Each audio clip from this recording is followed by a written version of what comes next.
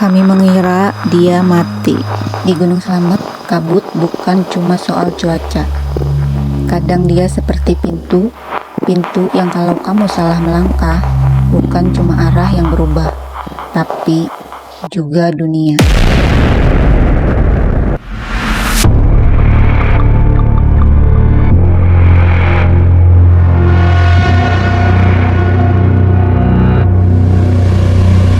Waktu itu, sore masih terang. Kami baru naik mendekati pos 7. Angin dingin. Iya, tapi itu masih normal. Belum ada tanda bahaya. Sampai tiba-tiba kabut turun. Cepat dan terlalu cepat.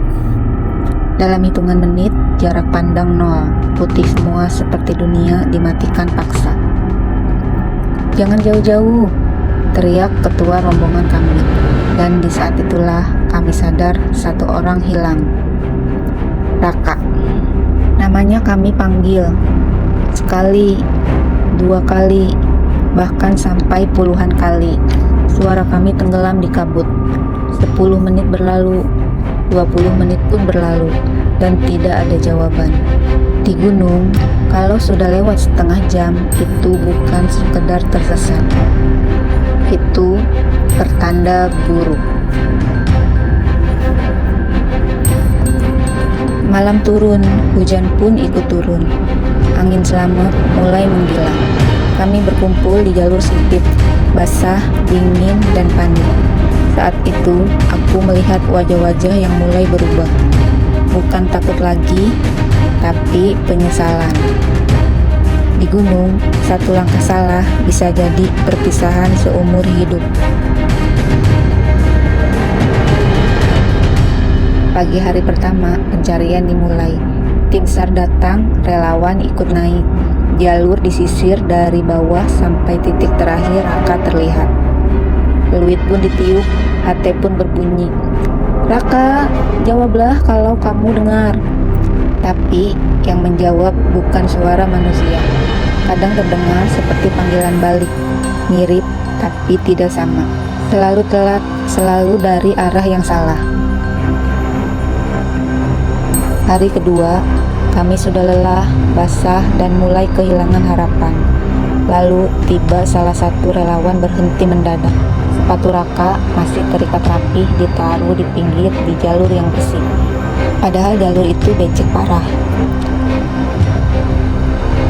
"Kalau dia jatuh atau panik, mustahil sebersih ini," kata relawan itu pelan dan bingung. Saat itu aku mulai merinding. Hari ketiga, langit Slamet kelabu, kabut menggantung rendah. Pencarian hampir dihentikan, dan jujur saja, kami sudah mulai ikhlas. Karena di gunung, tidak semua orang pulang.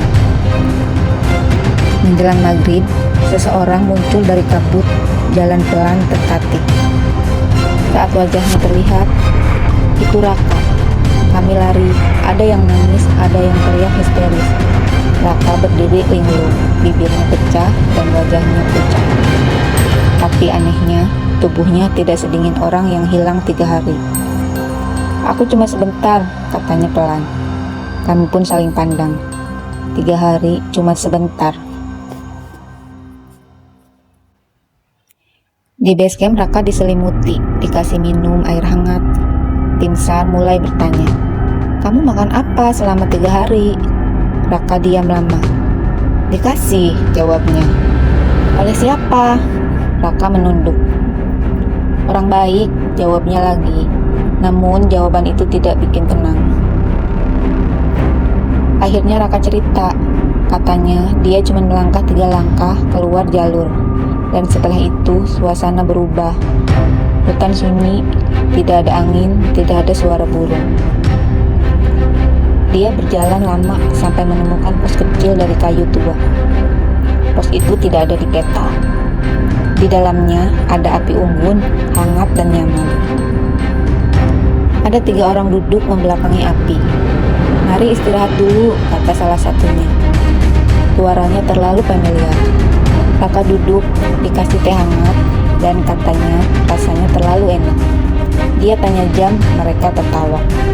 "Di sini nggak ada jam." Setiap kali Raka mau pergi, selalu ada alasan. Hujan dulu, kabut tebal, jalurnya belum aman. Hari kedua Raka mulai curiga, kabut di luar pos tidak bergerak seperti tembok. Hari ketiga, dia dengar suara kami memanggil namanya, jauh dan samar seperti dari dunia lain. Saat Raka bilang mau keluar, mereka berubah. Wajahnya bukan wajah manusia, dan salah satu dari mereka berkata, "Kamu bukan target."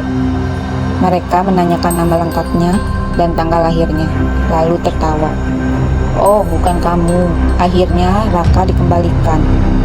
Bukan karena belas kasihan, tapi karena yang mereka tunggu bukan dia.